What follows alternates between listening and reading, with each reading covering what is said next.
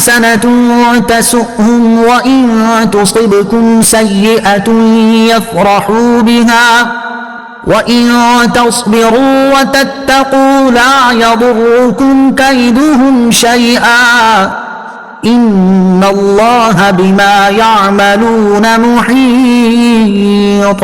ترجمہ: اگر تمہیں کوئی بھلائی پہنچے تو انہیں برا لگتا ہے، اور اگر تمہیں کوئی برائی پہنچے تو اس پر خوش ہوتے ہیں، اور اگر تم صبر کرو اور تقوی اختیار کرو تو ان کا مکر و فریب تمہارا کچھ نہیں بگاڑ سکے گا، بے شک اللہ ان کے تمام کاموں کو گھیرے میں لیے ہوئے ہے۔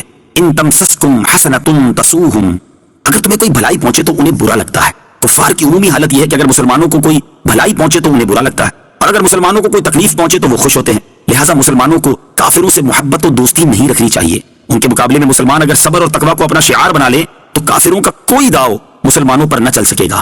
وَإِذْ غَدَوْتَ مِنْ أَهْلِكَ تُبَوِّئُ الْمُؤْمِنِينَ مَقَاعِدَ لِلْقِتَالِ وَاللَّهُ سَمِيعٌ عَلِيمٌ۔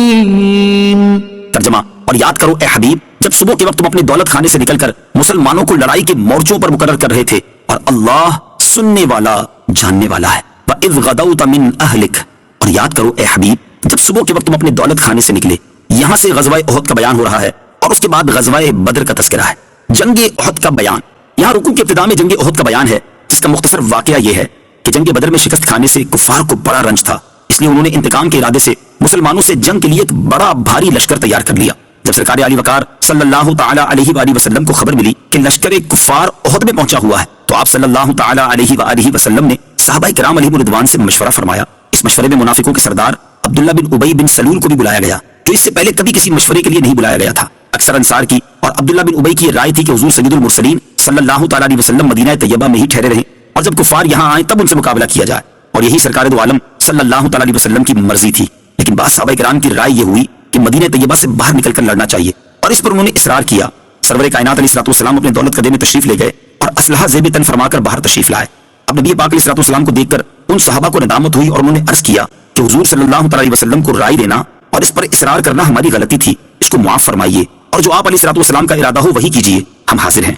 نبی پاک علیہ الصلوۃ والسلام نے فرمایا کہ نبی کی شان کے لائق نہیں کہ ہتھیار پہن کر جنگ سے پہلے اتار دے۔ مشرکین 2-3 دن سے احد میں پہنچے ہوئے تھے۔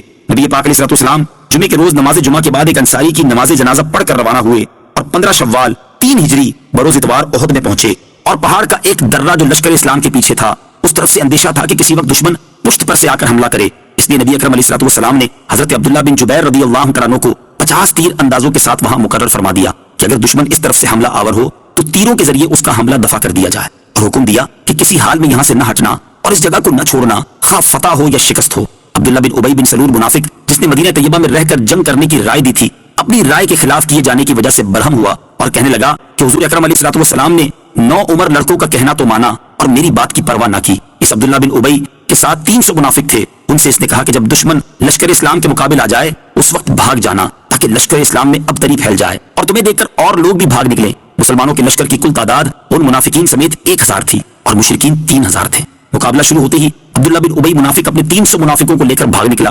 حضور اکرم علیہ الصلوۃ والسلام کے 700 صحابہ آپ علیہ الصلوۃ والسلام کے ساتھ رہ گئے۔ اللہ تعالیٰ نے ان کو ثابت قدم رکھا یہاں تک کہ مشرکین کو شکست ہوئی۔ مسلمان مشرکوں کے پیچھے بھاگے تو پہاڑی درے پہ موجود صحابہ کرام بھی بھاگتے ہوئے مشرکین کے پیچھے پڑ گئے، اور تاجدار رسالت صلی اللہ تعالیٰ علیہ وسلم نے جہاں قائم رہنے کے لیے فرمایا تھا وہاں قائم نہ رہے۔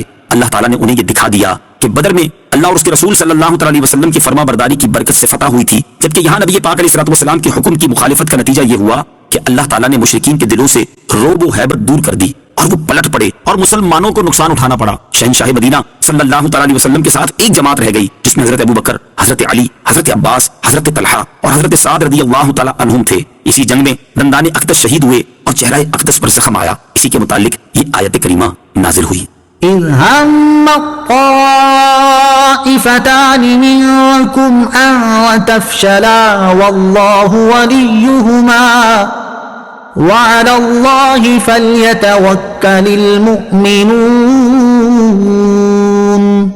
ترجمہ: جب تم میں سے 2 گروہوں نے ارادہ کیا کہ بزدلی دکھائیں اور اللہ ان کو سنبھالنے والا تھا، اور اللہ ہی پر مسلمانوں کو بھروسہ کرنا چاہیے۔ اذ ہمت طائفتان منکم ان تفشلا، جب تم میں سے 2 گروہوں نے ارادہ کیا کہ بزدلی دکھائیں۔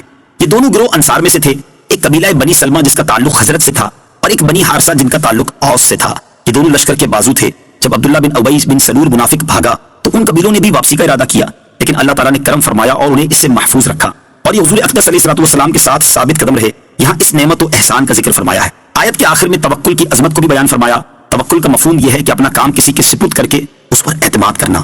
اللہ تعالیٰ پر توکل کرنے کا مطلب یہ ہے کہ اللہ تعالیٰ کے حقیقی کارساز ہونے کا یقین رکھتے ہوئے اپنے کام اس کے سپرد کر دینا۔